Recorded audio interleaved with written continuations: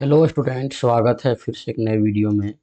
तो आज की वीडियो में हम लोग पढ़ने वाले हैं जो चैप्टर 2 साइंस का क्लास 10 का पढ़ रहे थे। चैप्टर 2 अम्ल, क्षारक और लवण। इसका आज हम लोग लेक्चर 3 पढ़ने वाले हैं।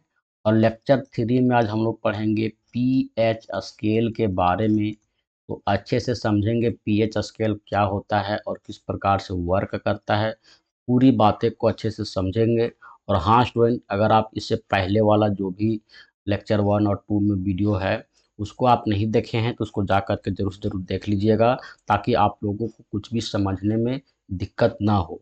तो चलिए हम वीडियो को शुरू कर लेते हैं। और आप हमारे चैनल पे पहली बार आए हैं तो चैनल को सब्सक्राइब करके बेल आइकन कॉल पे सेट करके रखिएगा, ताकि आप लोगों को ऐसे ही नोट्स के वीडियो सबसे पहले मिलता रहे। तो देखिए यहाँ पे जो हमारा टॉपिक है आज 2.3, 2.1 और 2.2 को पढ़ चुके हैं।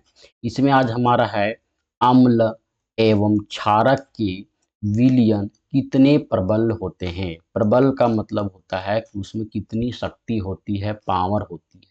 मतलब कि अम्ल है तो कोई अम्ल कम इंटेंसिटी वाला होगा, कोई क्षारक कम इंटेंसिटी वाला होगा, कोई क्षारक अधिक इंटेंसिटी वाला होगा। तो किसके ऊपर में निर्भर करता है? तो ये निर्भर करता है कि पीएच मान कितना है। तो चलिए हम लोग यहाँ पे पढ़ते हैं। हम जानते हैं कि अम्ल क्षारक के सूचकों का उपयोग करके अम्ल एवं क्षारक में अंतर प्रदर्शित किया जाता है सूचक के माध्यम से। पिछले अध्याय में हमने H+ आयन अथवा OH- आयन की विलयनों की सांद्रता कम होना तथा तनुकरण के बारे में पढ़ा था। क्या हम किसी विलयन में उपस्थित आयनों की संख्या जान सकते हैं? क्या हम ज्ञात कर सकते हैं कि विलयन में अम्ल अथवा क्षारक कितना प्रबल है? तो हाँ, जान सकते हैं। इसके लिए हम लोगों को पीएच स्केल की सहारा लेना पड़ेगा।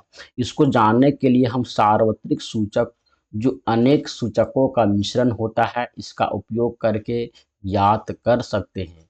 सार्वत्रिक सूचक किसी विलयन में हाइड्रोजन आयन की विभिन्न सांद्रता को विभिन्न रंगों में प्रदर्शित करते हैं। तो ये एक सार्वत्रिक सूचक होता है। पीएच स्केल क्या होता है? सार्वत्रिक सूचक होता है। जैसे हम लोग लिटमस पत्र की सहायता से जांच करते थे तो उसमें हमारा दो पत्र होता था, एक होता था लाल और एक होता था नीला। इन्हीं दो पेपर की सहायता से, पत्र की सहायता से हम लोग एसिड और बेस का पहचान करते थे। लेकिन यहाँ पे क्या बोल रहा है? सार्वत्रिक सूचक एक ही सूचक रहेगा, उसी के ही माध्यम से हम लोग कलर का इंटेंसिटी के आधार पर हम लोग बता सकते हैं कि कौन सा विलियन जो है एसिडिक है और कौन सा विलियन बेस है। ठीक है, मतलब कहने का है कि हाइड्रोजन आयन की सांद्रता के अनुसार हम पता कर सकते हैं एसिड और बेस को। जैसे आगे आप लोगों को समझ में आ जाएगा, थोड़ा कंफ्यूजन जरूर हो रहा होगा स्टूडेंट। देखिए अच्छे से हम समझा देंगे आगे। किसी विलियन में उपस्थित हाइड्रोजन आयन की सांद्रता, इससे पहले वाला वीडियो में हम बता चुके हैं कि एसिड में हाइड्रोजन आयन होता है, H+ होता है। और बेस में क्या होता है? तो OH- होता है। ठीक है, तो जो H जो आप लोगों को दिख रहा है, इसी H के आधार पर हम लोग याद करेंगे तो और समझेंगे कि किस प्रकार से बेस है और किस प्रकार से एसिड है। तो देखिए यहाँ पे लिखा हुआ, किसी विलयन में उपस्थित हाइड्रोजन आयन की सांद्रता ज्ञात करने के लिए एक स्केल विकसित किया गया, जिसे पीएच स्केल कहते हैं। क्या कहते हैं स्टूडेंट? पीएच स्केल कहते हैं। इस पीएच में पी एक सूचक है जिसका मान होता है, जिसका नाम होता है पुशांस, और इंग्लिश में हमको उसको पोटेंज बोलते हैं, जो एक जर्मन शब्द है जिसका अर्थ हमारा होता है शक्ति। पी का मतलब क्या हो गया? पोटेंज, पोटेंज। ठीक है, पीएच यहाँ पे अच्छे से लिख देते हैं। ये पीएच में जो पी है हमारा, इसका मतलब होता है पोटेंज। और हिंदी में बोलेंगे तो क्या कहेंगे? शक्ति कहेंगे। और एच का मतलब क्या होता है? तो एच का मतलब होता है हाइड्रोजन आयन की सांद्रता। ठीक है, कि हाइड्रोजन आयन उसमें कितने प्रबल है या कितनी मात्रा में उपस्थित है। इस पीएच स्केल में सामान्यतः 0 अधिक अम्लता से 14 अधिक क्षारीय तक पीएच को ज्ञात कर सकते हैं। साधारण भाषा में पीएच को एक ऐसी संख्या के रूप में देखना चाहिए जो किसी विलयन की अम्लता अथवा क्षारीयता को दर्शाते हैं। हाइड्रोनियम आयन की सांद्रता जितनी अधिक होगी उसका पीएच उतना ही कम होगा। मतलब कि हाइड्रोनियम आयन की सांद्रता जितनी अधिक होगी उतना ही क्या होगा, उसका पीएच उतना ही कम होगा। और किसी भी उदासीन विलयन के पीएच मान 7 होगा। यदि पीएच स्केल में किसी विलयन का मान 7 से कम है तो यह विलयन अम्लीय है, अथवा पीएच मान 7 से 14 के बीच है तो वह विलयन क्या है, ओएच सांद्रता वाला है या ओएच सांद्रता को वृद्धि को दर्शाता है और एच आयन की कमी को दर्शाता है। ठीक है, अर्थात यहाँ क्षार की शक्ति बढ़ गया है। सामान्यतः पीएच सार्वत्रिक सूचक आधारित पेपर द्वारा ज्ञात किया जाता है। तो देख सकते हैं यहाँ पे इस प्रकार से यहाँ पे एक पेपर दिया गया है, तो इसका इंटेंसिटी यहाँ पे देख सकते हैं इस प्रकार से फोटो में दर्शाया गया है। तो अम्ल के तरफ में क्या होता है, हाइड्रोजन आयन होता है। तो हाइड्रोजन आयन जितना ज़्यादा होगा, है ना, उतना ज़्यादा हम लोग यहाँ पे क्या समझेंगे कि यह एसिड की ओर है, एसिड है। लेकिन ये हाइड्रोजन आयन की सांद्रता घटते जाएगा और घटते घटते यहाँ पे जहाँ पे 7 है, यहाँ पे ये पीएच मान 7 ये हमारा उदासीन को दिखाएगा। मतलब कि ये न तो एसिड है न बेस है। 7 के बाद हमारा एच की मात्रा क्या हो जाएगा, पूरी तरीके से कम हो जाएगा और इसमें OH आ जाएगा। अब जैसे जैसे OH की मात्रा बढ़ते जाएगा वैसे वैसे हमारा क्या होगा, क्षारीय प्रकृति बढ़ते जाएगी। तो यहाँ पे देख सकते हैं इस प्रकार से चार्ट में दिया हुआ है बढ़ती हुई अम्लीयता की प्रकृति और एरो इस ओर दिया हुआ है। ठीक है, और इस ओर एरो दर्शाता है कि इस ओर हमारा क्षारीय प्रकृति बढ़ रहा है। ठीक है, अब यहाँ पे देख सकते हैं एक एरो दिया हुआ है जिसमें लिखा हुआ है H प्लस आयन की सांद्रता में वृद्धि। इधर हमारा क्या हो रहा है, H प्लस आयन में वृद्धि हो रहा है और इधर हमारा क्या हो रहा है, H प्लस आयन हमारा कमी हो रहा है। तो कमी हो रहा है मतलब क्या हो रहा है, इसमें O आ रहा है, O का जो प्रबलता है वो बढ़ते जा रहा है, ऑक्सीजन का प्रबलता बढ़ते जा रहा है। मतलब कि यहाँ पे क्या हो जाएगा, OH माइनस। तो इस प्रकार से यहाँ पे चार्ट दिया गया है और ये भी आप लोगों से पूछता है, ये VBI चार्ट है स्टूडेंट। इस बात को आप लोग समझ लीजिए और इसको अपने कॉपी में नोट भी कर लीजिएगा। ठीक है, ये हमारा 2.6 जिसमें हमारा H प्लस जो है एक्वस फॉर्म में है, OH हमारा एक्वस फॉर्म में है कि सांद्रता में परिवर्तन, पीएच की विभिन्नता। चलिए अब आगे हम लोग मूव करते हैं और देख सकते हैं यहाँ पे सारणी 2.2 दिया गया है। इसमें एक क्रियाकलाप भी दिया गया है, इसको भी हम लोग पढ़ लेते हैं, समझ लेते हैं। दी गई सारणी 2.2 के विलयन के पीएच मानों को जांच कीजिए। ठीक है, इसको हम लोगों को लैब में क्या करना है, इन सारे चीज़ों को लेना है और जांच करके देखना है कि उसका पीएच वैल्यू कितना आता है। अपने फ्रैक्शनों को लिखिए। आपके प्रश्न के आधार पर प्रत्येक पदार्थ की प्रकृति क्या होगी। तो जैसे यहाँ पे लार है, खाना खाने के पहले और खाना खाने के बाद, इस तरह से हम लोगों को जांच करना है। नींबू का रस, रंग रहित वातित पेय, गाजर का रस, कॉफ़ी, टमाटर का रस, नल का जल और 1 m NaOH और 1 m HCl, इस प्रकार से तत्वों को लेना है और यहाँ पे नोट करना है कि क्या पीएच स्केल पर वैल्यू इसका रहा। ठीक है, जिसको अपना लाइव में करना है, वीडियो में दिखा पाना संभव नहीं है। और यहाँ पे देख सकते हैं एक और यहाँ पे चार्ट दिया हुआ है। तो यहाँ पे देखिए 7 है, क्या है स्टूडेंट, 7 है। तो पीएच स्केल में जब हमारा वैल्यू 7 होगा तो इसका मतलब होता है कि शुद्ध जल है, शुद्ध जल है। न तो वो एसिड है न तो वो बेस है, ये क्या है, शुद्ध जल है। और सबसे शुद्ध जल कौन सा होता है, तो सबसे शुद्ध जल हमारा क्या होता है, वर्षा का जल होता है, वर्षा का जल। इसको हम लोग साइंस की भाषा में आसूत जल कहते हैं, आसूत जल, ठीक है, इसको आसूत जल कहते हैं। उसके बाद देखिए इधर और इधर पीएच स्केल दर्शाया गया है। तो इधर देख सकते हैं, इधर 7 से कम 6, 5, 4, 3, 2, 1, 0। तो जीरो जितना ज़्यादा जीरो के करीब होगा वो उतना ही ज़्यादा एसिडिक प्रबलता होगा, मतलब उसमें उतना ही ज़्यादा एसिड की इंटेंसिटी होगा। ठीक है, तो एसिड की इंटेंसिटी इधर क्या होगा, प्लस में जाएगा। देखिए यहाँ पे हम लोग लिखते हैं इंटेंसिटी जो है, प्रबलता, ये हमारा इधर क्या होगा, बढ़ते जा रहा है, और इधर हमारा क्या हो रहा है, माइनस हो रहा है, और इधर हमारा प्लस हो रहा है। तो देख सकते हैं यहाँ पे जो जठर रस है, जठर रस किसको बोलते हैं, HCl, जो हमारा मानव पाचन तंत्र में रहता है, पेट में पाया जाता है। एक ऐसा इकलौता एसिड जो मानव के जो शरीर में पाया जाता है उसको हम लोग जठर रस कहते हैं, उसको HCl भी कहते हैं। और इसका जो पीएच वैल्यू होता है 1.2, देखिए 1 और 1.2 इसका होता है वैल्यू, पीएच वैल्यू।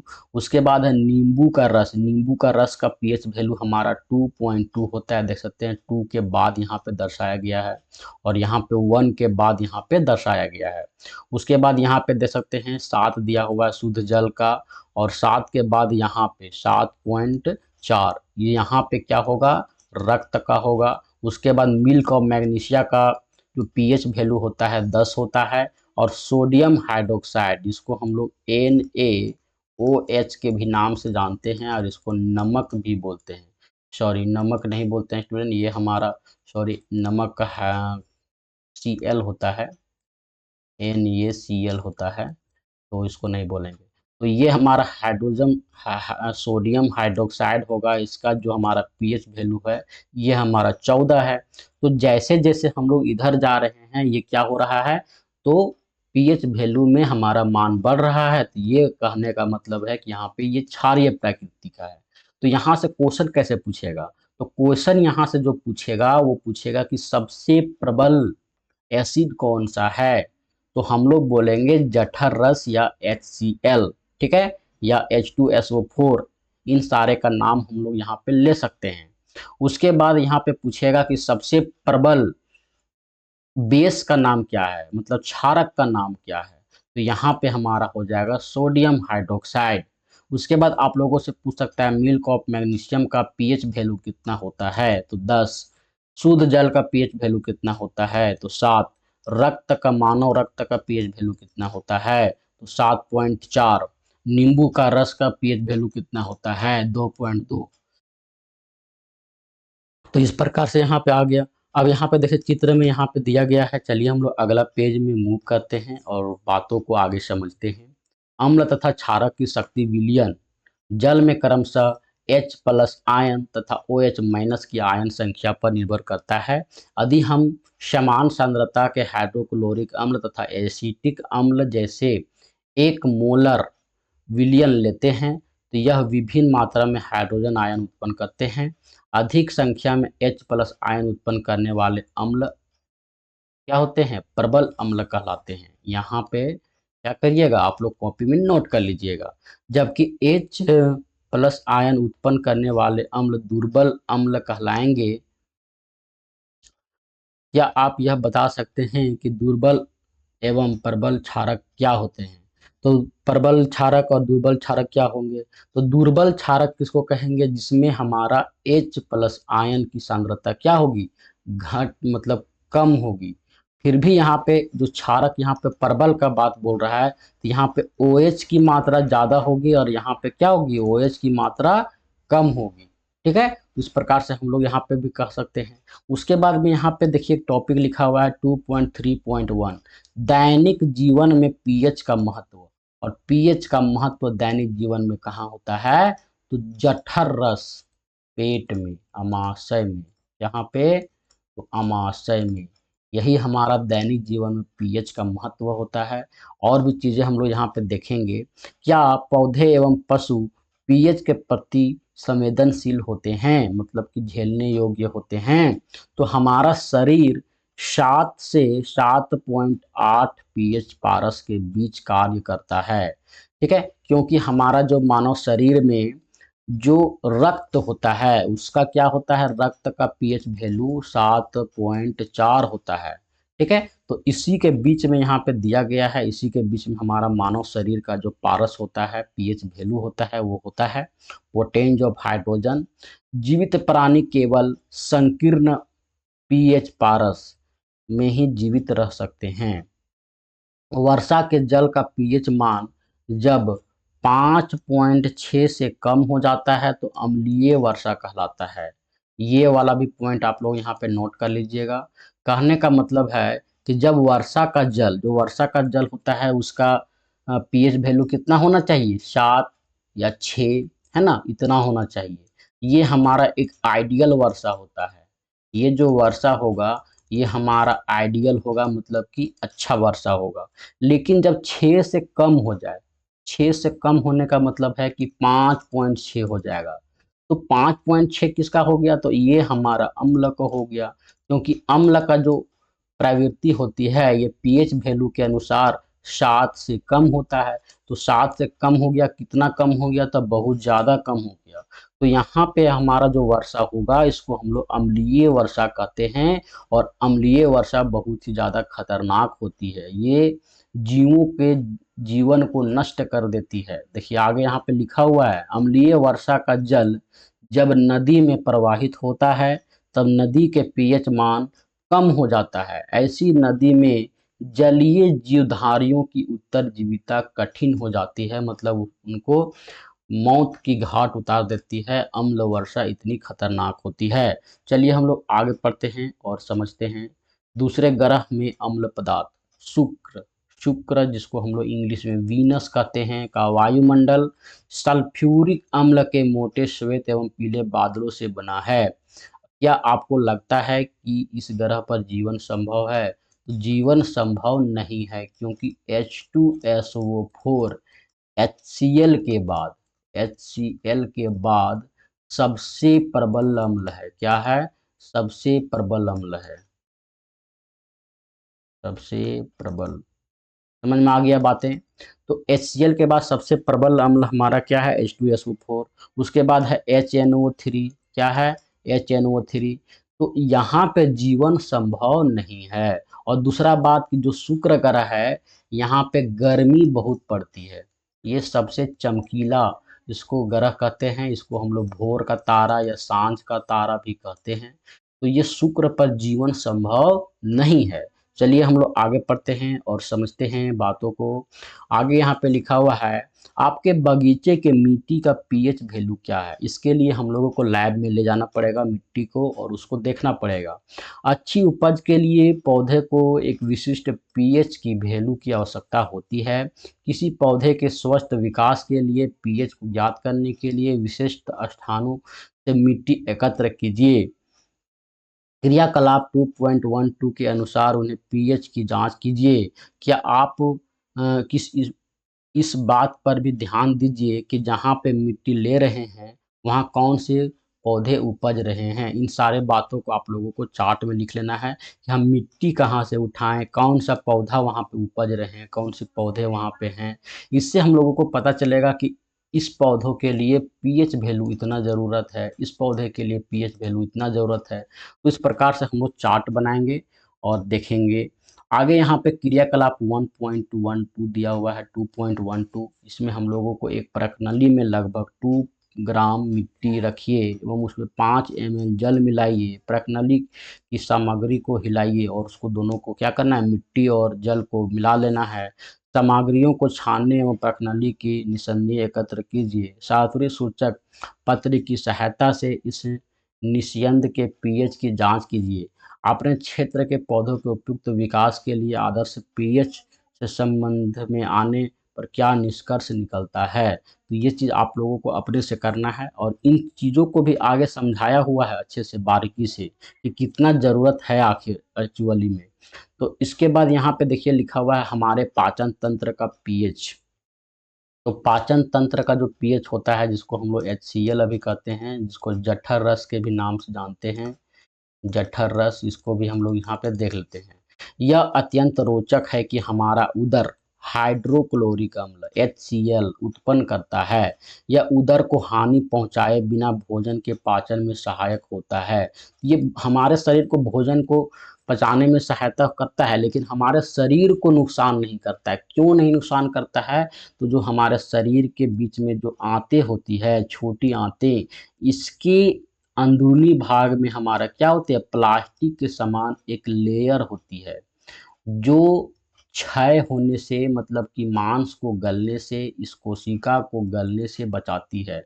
ये जो ये जो टुकड़ा जो यहाँ पे आप देख सकते हैं, यहाँ पे जो एक लेयर चढ़ी हुई है प्लास्टिक टाइप से, ये अगर हट जाती है तो अम्ल का जो है प्रभाव इस स्किन के ऊपर पड़ने लगेगा और हम लोगों को बीमारियां होने लगेगी, और इससे हमारा क्या होगा, स्किन कैंसर हो जाएगा। स्किन कैंसर क्या हो जाएगा स्टूडेंट? Skin cancer.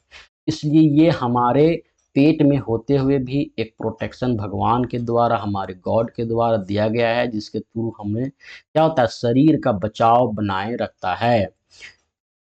अपच की स्थिति में उदर अत्यधिक मात्रा में अम्ल उत्पन्न करता है। क्या करता है? जब अपच हम लोगों को हो जाता है, अनपच हो जाता है, ज़्यादा भोजन कर लेते हैं, तो अम्ल अधिक मात्रा में उदर हमारा वो समझने लगता है कि हम लोगों को और भी ज़्यादा उदर में हमारा अम्ल का उत्पन्न करना है, और ज़्यादा मात्रा में अम्ल का उत्पत्ति हो जाता है, जिसके कारण उदर में दर्द, जलन का अनुभव होता है। इस दर्द से मुक्ति होने के लिए एंटासिड जैसे क्षारकों का उपयोग किया जाता है। एंटासिड हमारा क्या है? एक मेडिसिन है। मेडिसिन है स्टूडेंट। तो इसका उपयोग आप लोग कर सकते हैं, ये मेडिकल स्टोर पे मिलता है। और वो नहीं तो मैं चैप्टर के शुरुआत में ही बता चुका हूँ, जो सबसे पहला लाइन था कि अगर आपके परिवार में किसी व्यक्ति को अगर अम्लता की समस्या हो जाता है, तो उसको क्षारीय युक्त भोजन देना चाहिए, विलियन देना चाहिए। और क्या था वो? बेकिंग सोडा था। बेकिंग सोडा, आप लोगों को वो वाला भी याद होगा। तो बेकिंग सोडा का विलयन देने से, ORS का घोल देने से हमारा क्या होगा, पेट में जो एसिडिटी है वो खत्म हो जाएगा। इस अध्याय के प्रारंभ में ही हमने एक उपचार अपने अवश्य सुनाया होगा। यह एंटासिड अम्ल की अत्यधिक मात्रा में उदासीन करता है। इसके लिए magnesium hydroxide, milk of magnesia जैसे दुर्बल क्षारक का उपयोग किया जाता है। तो मिल्क ऑफ मैग्नीशिया का पीएच वैल्यू हमारा कितना होता है? 10 होता है। पीएच परिवर्तन के कारण दंत क्षय, दंत क्षय का भी कारण होता है पीएच वैल्यू। तो पीएच वैल्यू का कितना महत्व है आप लोग यहाँ पे अच्छे से समझ सकते हैं। इसलिए मैं अलग से वीडियोस को बनाया हूँ। मैं चाहता तो एक ही वीडियो में सारा कुछ कवर कर लेता, लेकिन मैंने ऐसा नहीं किया, क्योंकि पीएच एक बहुत ही इम्पोर्टेंट टॉपिक है और आप लोगों के लिए समझने योग्य भी टॉपिक है। तो पीएच का महत्व देख सकते हैं यहाँ पे, हमारा मुंह में भी दंत क्षय के कारण भी हमारा बनता है पीएच वैल्यू। तो पीएच वैल्यू को हमेशा 7 से अधिक नीचे नहीं होना चाहिए, मतलब 5, 4, 3 इस तरह से नहीं होना चाहिए। अगर इस तरह से होता है तो हमारा जो दांत है, वो दांत किस चीज़ का बना होता है स्टूडेंट? तो इनामेल का बना होता है। क्या चीज़ का बना होता है? इनामेल का बना होता है। जो ऊपर का जो व्हाइट वाला परत देखते हैं, उसको हम लोग इनामेल कहते हैं। क्या कहते हैं? इनामेल। और ये हमारा होता है कैल्शियम से बना हुआ होता है। क्या चीज़ से बना होता है? कैल्शियम से बना होता है। तो कैल्शियम का क्या होगा? क्षय होने लगेगा, वो खराब होने लगेगा और उसमें पीलापन आने लगेगा, जिससे हमारा क्या होगा? इनेमल खराब हो जाएगा, तो दांत पूरा सड़ जाएगा। मुंह के पीएच मान 5.5 से कम होने पर दांतों का क्षय प्रारंभ होता है। मतलब कि 6 तक है तो हमारे लिए कोई नुकसानदेह नहीं है। दांतों का इनेमल, दंतवल्क कैल्शियम हाइड्रोक्सीएपेटाइट कैल्शियम फॉस्फेट का क्रिस्टलीय रूप से बना होता है, जो शरीर का सबसे कठोर भाग होता है। सबसे कठोर भाग शरीर का कौन सा होता है? तो ये हमारा दांत होता है। क्या होता है स्टूडेंट? दांत होता है। यह जल में नहीं घुलता है, लेकिन मुंह के पीएच मान अगर 5.5 से कम होने पर संक्षारित होने लगता है। संक्षारित का मतलब होता है कोरोजन स्टार्ट होने लगता है। क्या होने लगता है? कोरोजन, और कोरोजन के बारे में हम लोग पहले वाला चैप्टर में भी पढ़ चुके हैं। उसके बाद आगे लिखा हुआ है कि मुंह में उपस्थित बैक्टीरिया भोजन के पाचन, मुंह के अवशिष्ट शर्करा एवं खाद्य पदार्थों का निम्नीकरण करके अम्ल उत्पन्न करते हैं। अम्ल कैसे उत्पन्न होता है? तो जो मुंह में बैक्टीरिया होता है, मतलब कि जो इंसान पर डे ब्रश नहीं करता है, हमें तो ब्रश जो है 2 टाइम करना चाहिए। एक करना चाहिए सोने के पहले, सोने के पहले, ताकि जो बैक्टीरिया है वो हमारे दांतों पर इफ़ेक्ट ना डाल सके, बैक्टीरिया वहाँ पे पनप ना सके रात को सोने से पहले। और एक बार सुबह करना चाहिए, जिससे हमारा दांत अधिक दिनों तक स्वस्थ रहेगा और बुढ़ापे में हम दांत की सहायता से कुछ भी चबा खा पाएंगे। इसलिए ये इंटरेस्टिंग बात है। इसलिए आप लोग 2 टाइम आप लोग अगर हो सकता है तो ब्रश कीजिएगा, जिससे हमारा दांत क्या रहे, सड़े नहीं, अच्छा रहे। तो भोजन के बाद मुंह साफ करने से इससे बचाव किया जा सकता है। देखिए यहाँ पे भी किताब में भी वही बात लिखा हुआ है। मुंह की सफाई के लिए दांत क्षारकीय दंतमंजन, जो दंतमंजन हमारे जो बने होते हैं, कोलगेट, पतंजलि, है ना, पेप्सोडेंट, ये सारे हमारा किसका बना होता है? ये बना होता है क्षार का। क्या बना होता है? क्षारकीय पदार्थ प्रकृति का होता है। करके अम्ल की अधिकतम मात्रा को उदासीन किया जा सकता है, जिसके परिणाम स्वरूप दंत क्षय को रोका जा सकता है। तो ये सारे बहुत ही इंपॉर्टेंट टॉपिक हैं। चलिए हम लोग आगे पढ़ते हैं। पशुओं एवं पौधों द्वारा उत्पन्न रसायनों से आत्मरक्षा। क्या कभी आपको मधुमक्खी ने डंक मारा है? हाँ, बिल्कुल मारा है किसी ने किसी को तो। क्योंकि बचपन में जब बच्चा शरारती होता है तो कभी ना कभी पेड़ पर मधुमक्खी का जो छत्ता होता है वहाँ पे ढेला पत्थर कर ही देता है। इसलिए काटा तो सबको ही होगा, इसलिए आपको पता होगा दर्द कैसा होता है। क्या कभी आपको मधुमक्खी ने डंक मारा है? मधुमक्खी का डंक एक अम्ल छोड़ता है। क्या छोड़ता है? अम्ल छोड़ता है। उसका जो पीछे का जो थैली होता है वहाँ पे अम्ल भरा होता है, जो इंजेक्ट कर देता है काटने के वक्त, ठीक है, जिसके कारण दर्द व जलन अनुभव होता है। डंक मारे गए अंक में बेकिंग सोडा जैसे दुर्बल क्षारक के उपयोग से आराम मिलता है। बेकिंग सोडा का उपयोग अगर हम कहें करेंगे, वहाँ पे हम लोग बेकिंग सोडा लगा देंगे, उसका लेप लगा देंगे, तो क्या होगा कि जो हमारा दर्द और जलन है वो कम हो जाएगा, उपयोग से आराम मिलता है। नेटल, नेटल भी एक इसी प्रकार से डंक होता है, वो भी मधुमक्खी के समान ही एक जीव होता है, ठीक है, ये भी उड़ता है, जिसको हम लोग भौंरा बोलते हैं। भौर के डंक वाले बाल मेथेनोइक अम्ल छोड़ जाते हैं, ठीक है, जिसके कारण जलन वाले दर्द का अनुभव होता है। ठीक है, तो इसको आप लोग भी समझ गए होंगे। आगे हमारा एक छोटा सा चार्ट दिया हुआ है। प्रकृति उदासीनीकरण के विकल्प देती है। नेटल एक क्षारकीय पदार्थ है। देखिए नेटल हम अभी क्या बताएं, भौरा, लेकिन वो तो नहीं है, यहाँ पे कुछ और बता रहा है। तो नेटल क्या है? हमारा एक क्षारकीय पादप है, शाकीय पादप है, जो शाक जैसा होता है, जो जंगलों में उपजता है। इसके पत्तों में डंक नुमा बाल होते हैं, जो अगर गलती से छू जाए तो डंक जैसा दर्द होता है। इन बालों में मेथनोइक अम्ल का स्राव होने के कारण यह दर्द होता है। पारंपरिक तौर पर इसका इलाज डंक वाले स्थान पर डाक पौधे की पत्ती रगड़कर किया जाता है। ये पौधे अधिकतर नेटल के पास ही पैदा होते हैं। क्या आप डाक पौधे की प्रकृति का अनुमान लगा सकते हैं? तो देखिए डाक पौधे का प्रकृति क्या होगा, यहाँ आप लोगों से पूछ रहा है।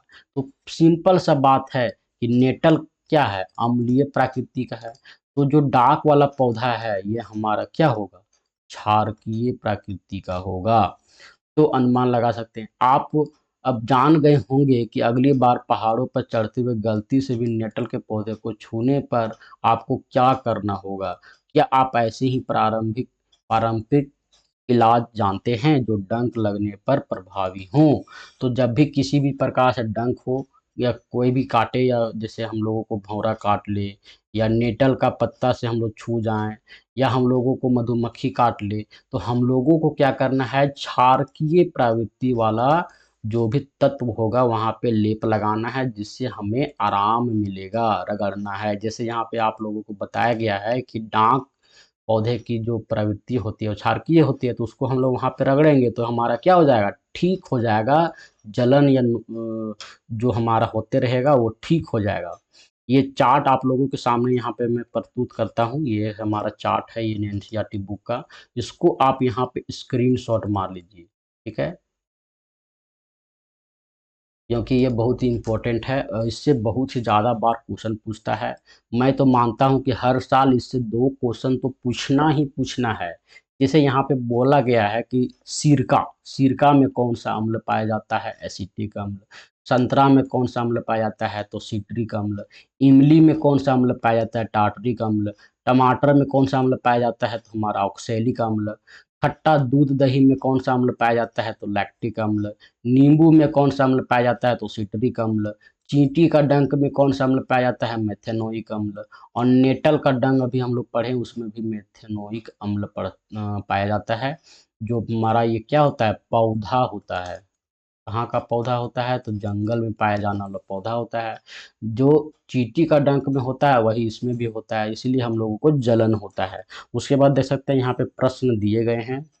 यहाँ पे प्रश्न उत्तर, तो प्रश्न उत्तर वाला वीडियो में हम इसको सारा चीज कवर करेंगे। और आप लोग यहाँ पे प्रयास भी कर सकते हैं, क्वेश्चन बहुत ही ज़्यादा आसान आसान होता है। तो भी आप लोग पढ़िएगा समझिएगा तो अच्छे से लिख पाइएगा। जैसे मैं एक आध बता देता हूँ, जैसे यहाँ पे देख सकते हैं दूसरा नंबर क्वेश्चन में लिखा हुआ है H+ जो एक्वस फॉर्म में है, आयन की सांद्रता का विलयन की प्रकृति पर क्या प्रभाव पड़ता है। तो आप लोग लिख सकते हैं जो आयन की सांद्रता है वो जब बढ़ता है, ठीक है, आयन की सांद्रता जब बढ़ता है तो अम्लीय प्रकृति की ओर जाता है विलयन। और जब उसमें OH की मात्रा आने लगता है, मतलब कि H की प्रवृत्ति जो है घटता है, सांद्रता घटता है, तो क्या होता है, वो क्षारकीय प्रवृत्ति का होने लगता है। जैसे हमारा यहाँ पे तीसरा क्वेश्चन में लिखा हुआ है, क्या क्षारीय विलयन में H+ आयन होते हैं, अगर हाँ तो यह क्षारीय विलयन क्यों होते हैं। तो इसमें भी H+ आयन होते हैं, लेकिन इसमें क्या होते हैं, ऑक्सीजन के साथ मिले हुए होते हैं, मतलब कि इसमें H+ आयन की सांद्रता जो है वो सांद्रता कम होती है। तो इसी बात को यहाँ पे लिखना है। जब हम लोग नोट्स वाला वीडियो पढ़ेंगे, इसमें क्वेश्चन को बनाएंगे तो सारा कुछ यहाँ पे हम लोग समझेंगे। सांद्रता कम होती है, ठीक है, यहाँ पे लिख सकते हैं। इस प्रकार से चौथा क्वेश्चन में दिया हुआ है कि कोई किसान खेत की मृदा किस परिस्थिति में बिना बुझा हुआ चूना, कैल्शियम ऑक्साइड, बुझा हुआ चूना, कैल्शियम हाइड्रोक्साइड या चौक कैल्शियम कार्बोनेट का उपयोग करेगा। तो इन चीज़ों को पहले हम लोग समझ लेते हैं। तो ये हमारा जो कैल्शियम कार्बोनेट और कैल्शियम हाइड्रोक्साइड और कैल्शियम ऑक्साइड, ये क्या होता है, तो ये हमारा क्षारकीय प्रवृत्ति के होते हैं, ठीक है। क्यों, क्योंकि ये हमारा इसमें हमारा देखिए हाइड्रो ऑक्साइड O की मात्रा है, ठीक है, मतलब ऑक्सीजन है, ऑक्सीजन। उसके बाद कैल्शियम हाइड्रोक्साइड, यहाँ पे भी OH है। Calcium carbonate, carbonate calcium carbonate, इसमें भी O है, क्या है, CO। तो ऑक्सीजन की मात्रा पाई जा रही है, मतलब कि H की सांद्रता क्या है, H+ की सांद्रता कम है। सांद्रता कम है, तो इन चीजों का उपयोग कब करना है, जब खेत में अम्ल की मात्रा अधिक हो जाए, मतलब कि जो मिट्टी का पीएच वैल्यू 5.5 से, मतलब लगभग लगभग 6 से कम हो जाए, तो उस स्थिति में हम लोगों को इसको डालना है, जिसमें हमारा जो पीएच वैल्यू है 7 के लगभग लगभग बनी रही, जिससे हमारा फसल अच्छे पैदा हो, ठीक है। तो ये इस क्वेश्चन का भी आंसर आप लोगों को मिल गया होगा। कब उपयोग करेगा, तो जब अम्ल की मात्रा बढ़ जाए हमारे खेतों में, ठीक है, क्योंकि जब हम इसको लैब में तैयार करेंगे, जब हम इसको हम लोग परीक्षण करेंगे, ठीक है, उस समय हम लोगों को पता चलेगा कि पीएच वैल्यू इसका क्या है। और इसी की सहायता से हम लोग जांच करके इसमें हम लोग कैल्शियम हाइड्रोक्साइड, कैल्शियम ऑक्साइड, इन सारे चीज़ों को उसमें डालेंगे। उसके बाद हमारा है 2.4 लवण के संबंध में अधिक जानकारी। तो देख सकते हैं लवण के संबंध में इतना लंबा और बचा हुआ है, इसको देख लेते हैं। तो चैप्टर अभी हमारा बहुत ही ज़्यादा बचा हुआ है, ठीक है। तो इसको हम लोग अगला वीडियो में लवण के बारे में पढ़ेंगे, क्योंकि हमारा जो एसिड और बेस का जो टॉपिक था वो ख़त्म हो गया। और हमारा जो 2.1 भी ख़त्म हो गया, 2.2 भी ख़त्म हो गया, 2.3 भी ख़त्म हो गया। अब 2.4 जो बच जाएगा यहाँ से, देखिए यहाँ से इसको हम लोग क्या करेंगे, लेक्चर 3 में पढ़ेंगे, क्योंकि वीडियो बहुत ही ज़्यादा लंबा हो जाएगा और एक ही वीडियो आप लोग अगर देखिएगा तो आप लोगों को बोर लगने लगेगा। इसलिए हम लोग अगला वीडियो पढ़ेंगे और उसमें अलग से वीडियो अपलोड करके इसको समझाएंगे। तो आज के लिए इतना ही स्टूडेंट, धन्यवाद।